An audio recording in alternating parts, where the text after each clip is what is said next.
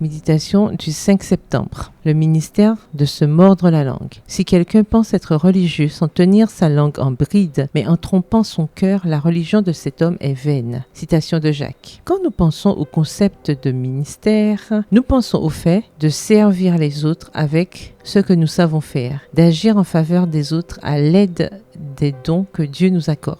Vous est-il jamais venu à l'esprit qu'une forme de ministère puisse être de se mordre la langue? Et je ne parle pas de se mordre la langue pour ne pas offenser par nos paroles, mais de quelque chose de plus subtil dont parle Dietrich Bonhoeffer. Bonhoeffer a écrit sur la façon dont même les chrétiens utilisent les mots pour manipuler la conception que les autres ont de nous. Par exemple, nous sommes dans une conversation et nous sommes tentés de dire quelque chose ou de le dire de telle manière que tout le monde se rende compte de l'étendue de nos connaissances et de notre bonté. Lorsque je ne suis pas capable de résister à la tentation de dire ce qui souligne mon importance personnelle, j'ai un problème d'orgueil. Nos mots révèlent nos pensées. Nous pouvons nous tromper en croyant que les autres ne se rendent pas compte des intentions qui se cachent derrière une phrase d'orgueil déguisée en humilité, mais ils s'en rendent compte et sont dégoûtés de la pratique de la religion. Parce que la bonne humilité, celle qui est le fruit de l'esprit, ne se vante pas. Elle n'attend pas les projecteurs, elle est tout simplement, et pour être, elle n'a pas besoin de mots. Elle se suffit de la discrétion. Cette humilité est un ministère en soi. Quel ministère allez-vous exercer avec vos mots? Celui qui a comme protagoniste le Christ ou vous? L'orgueil, comme vous le savez, est incompatible avec la vraie religion, celle qui vient du cœur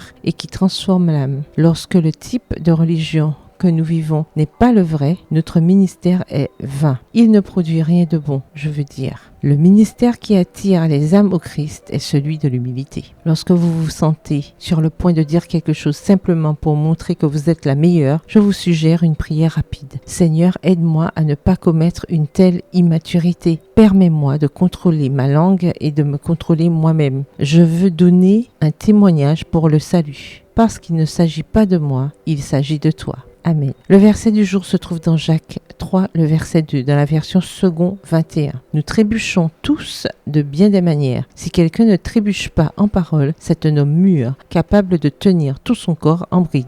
Bonne journée, que l'Éternel vous bénisse.